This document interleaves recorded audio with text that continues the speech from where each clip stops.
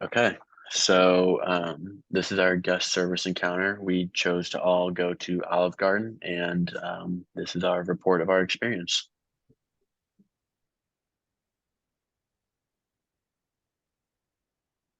So first, going over the parking lot availability and accessibility, I think we all had pretty much the same experience that there was plenty of available parking. There's even some handicap spots that were right by the door. Even the non-handicap spots were close to the door. It didn't make you walk overly far. This image does a pretty good job of depicting the one in Columbia and how all the parking spots are pretty close to the restaurant itself. Um, like the slide says, no one was forced to squeeze in or anything. There was plenty of empty spots, so if you weren't comfortable trying to go right next to someone, you could do that. Um, and then there was nothing that would cause damage to your car in terms of potholes or anything like that. So very good parking lot availability and accessibility overall. Next was the greeting. We all also again had pretty similar experiences. We were immediately greeted by a really friendly host. There were no assumptions made about like how many were in our party. We were always asked. We had no wait. We were immediately shown to our table. Um, and they asked like if you wanted a booth or a table. They were very accommodating in that way. The waiter was very kind and asked how we were doing. And then took our drink orders and asked if we were ready um, to order food as well. And then overall, it was a very welcoming and experience, and it was very kind to us for like going there versus other places. So next is with the friendliness and helpfulness of the staff. So we all pretty much had the same, once again, where everyone was very kind, very helpful. And then it made the first time experience very enjoyable. So you didn't really feel like there were any stupid questions, especially when it came to asking about different stuff on the menu or anything else. And then they also assisted with any parts of the experience that first time investors might not be familiar with. And then they continued to check in during the dining experience and ensure there was nothing else we needed with assistance. And they would check in pretty often, which was always good because you might need something in a few minutes after they checked in. And so that was good that they kept coming back. And along with that is that they asked multiple times if there's anything else they could do. They did this several times throughout the meal, and that was very helpful, especially for first time customers. So as far as signage goes, I think for the most part, we had a pretty good experience. We'll get into something a little bit later where there was a little bit of a problem with signage. But one thing I think that was at least good in the Columbia location is that there's a big sign kind of right by the highway that directed you where you're going. So for instance, if like your phone was dead or something and your directions couldn't necessarily go how they were supposed to, you kind of had the sign directing your way. Um, the building itself is pretty large. So, for not being there for the first time, it was nice that the host was able to kind of show you around the restaurant, show you where you needed to be, direct you to the bathroom, anything like that. And, like I said, the restrooms weren't immediately clear. So our waiter and host were very kind and pointing us directly to those. Um, and then even when we finished the meal, again, it was large. We hadn't been there before. So it was good to be able to have someone show us out, show us where we should be going.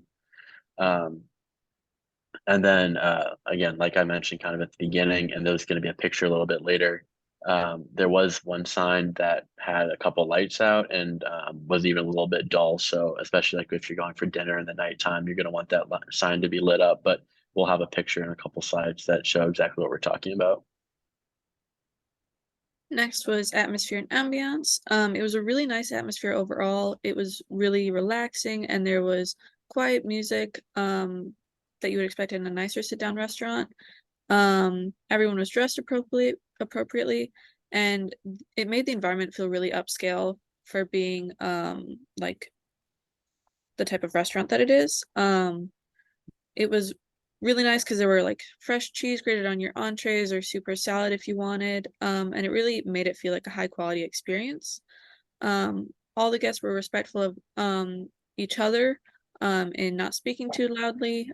Um, and when each of us went, it wasn't very crowded. so in one of those cases, they closed half of the restaurant. So when you sat down, it still felt like you were in a like restaurant with other people, and it made it like a very pleasurable experience. So next was the ease of ordering. So it was a very easy ordering experience. The waiter came over right away. He was very efficient, gave us a good amount of time to need to look over the menu. Even before that, came right away asking for a drink order, gave us a couple of minutes, looked over the menu. It was very smooth. However, there's also a tablet that we could use to order if the waiter was preoccupied or if we were more comfortable using that method. So that's always good to have a secondary option with that, especially if staff's busy one night. And so that way you can get your order in on time. And that just made ordering extremely simple and a good experience overall. So next is the correctness of the order and service. So this is where things were like a little bit different because we all went on different days, different times. So we kind of highlighted here everyone's different experience. For me personally, everything came out just fine. I think overall, like we all, even for going on different days, the food came out right. But again, like Haley says here, her experience was a little bit slow, and Gavin's was a little bit quick, and mine was quick too. So it just kind of depends on the day, and we'll get into a little bit later how one of the things we'd suggest is maybe some improved consistency across the restaurant. But overall, the food did come out correct and tasted good and everything. But in terms of how long it took, there's some differences. And then the payment experience, again, it varied in this case, but it was like they were very polite, and when asking like if you were done with your food, they weren't like obnoxiously trying to get you to leave. My experience, my family is from out of town, and we are in the Olive Gardens reward program. That doesn't apply in Missouri, but my family wanted to ask because we weren't sure, and the waiter was very polite in informing us that it didn't apply here, and even went and checked with their manager to make sure and apologized when they didn't. So it was a very like pleasurable experience despite not getting those rewards. Gavin and Abe, it was pretty easy experience. You could use the tablet or pay with the waiter, and the tablet allowed for easy splitting of the check and tipping, and made it a more comfortable experience. And so next was the guest recovery. And so there weren't really any problems that were major that were observed. And some of that is partly, in fact, to the night being relatively slow for all of us when we went. So any requests that guests made were pretty much immediately taken care of by the staff due to them not really being overworked and having many different areas to go to. And it was also clear that all the staff cared and would pretty much do anything they could to ensure that the guests were having the best possible experience, as was mentioned earlier, with frequently coming over to the table and asking if anything was needed. So this kind of comes back to what we touched on a little bit earlier with the sign. This was really the only bigger problem that came up in all three of our experiences. As you can see with their sign, there's a few letters out. Maybe the picture doesn't quite do it justice, but it was a little bit dim for being so late at night, or at least so dark at least. But this is kind of a tough thing. You want to be able to know where you're going. For someone that's not familiar with Olive Garden, they might not even be able to read that or immediately identify what it is. Additionally, I think this was Gavin's experience. The hostess was out front on her phone, which is just kind of a bad look for the restaurant in general. You should try and maybe, if an employee wants to be on break or you be on their phone or do something else, there should be a designated area that isn't in the customer site, so they don't have to have that kind of bad taste in their mouth of maybe the employees don't care, because maybe this employee does care, they were just tired or on their break. So you'd want to make sure that they have some kind of room to do that. But again, these were really the only two big issues or smaller issues we saw. Otherwise, we all kind of had a pretty good experience. Moving on to our suggested strategies. Our first suggested strategy was maintaining the same service on all days and at all times. And this is in trying to have the same service on a slow night as on a fast night. And overall, that will create a more consistent customer experience. And one way to do this is to create a customer experience mission statement. And this allows for a better experience for everyone because employees will know the direction they should be working in / towards at all times. The Cheesecake Factory actually has a mission statement influenced by the customer experience, and it says to create an environment where absolute guest satisfaction is our highest priority. And that really shows their emphasis on having a good customer experience. And so our next one was for better overall training for the front of the house. And this kind of came from what stemmed from when we mentioned earlier about the hostess being outside on her phone. And so one article said that above all, stress the importance of being hospitable, gracious, and even the most disagreeable of guests. So having well-trained front of house staff is extremely important, as they're pretty much the face of the company. They're all you know of the restaurant or the business until you're actually seated. So they're your first impression, and you always want a good first impression. And then one good example of this is from Chick-fil-A, of having really well-trained and consistent front of house staff members who are always smiling and making sure the customer experience is better.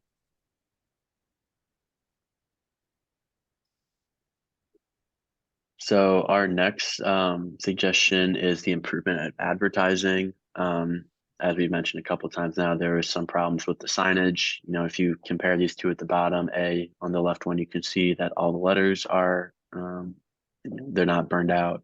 And then also I think you can even see it's a little bit brighter in that left image than the right one. So just making sure all the signage is good.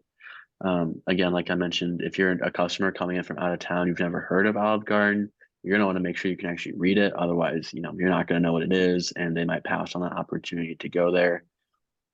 One article we found mentions how a familiar sign will make customers feel comfortable, and your restaurant will become synonymous with a great experience. So, I mean, I know for me, sometimes like even just a good logo or a good sign makes me want to, buy something or eat somewhere. So I think that's kind of like the first step in making a really good experience.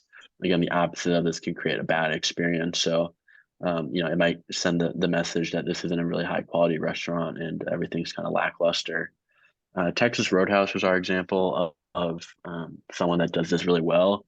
I know in my experience, every time I'm driving on the highway, there's like a big Texas Roadhouse sign. The letters are always super bright and lit up, and you can follow that all the way off the highway into the restaurant. So they do it really well. I think Olive Garden could benefit from something like that.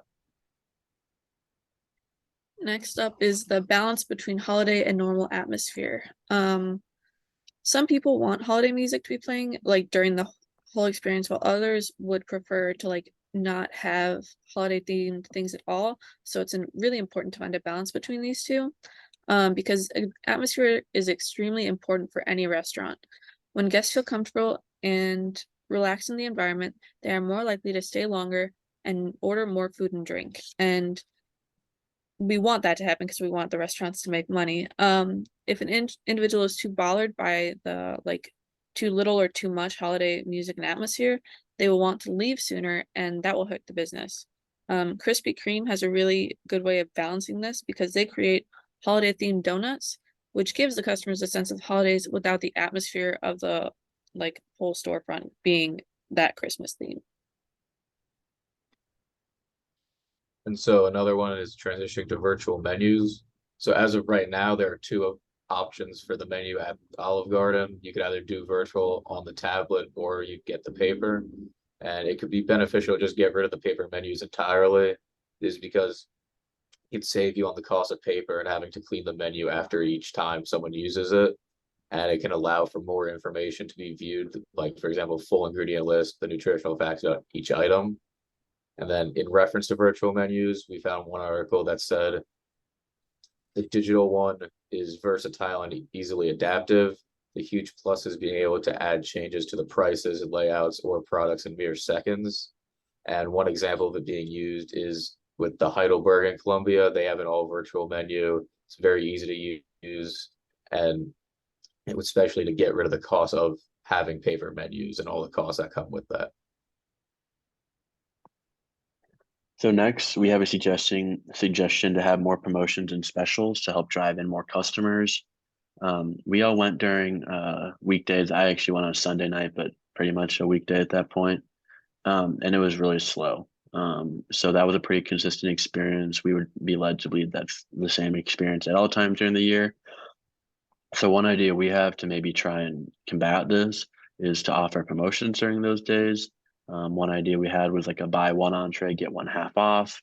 And that could be like an incentive for customers to come in and dine during the week versus the weekends, which are already busy. So they don't really need to provide any promotion, but on the weekdays, that might help.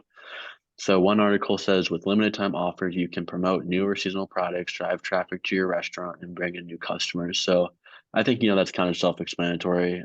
Everyone knows that if you have a good deal, you're going to have naturally more customers coming in to experience that, get money off, have a good experience.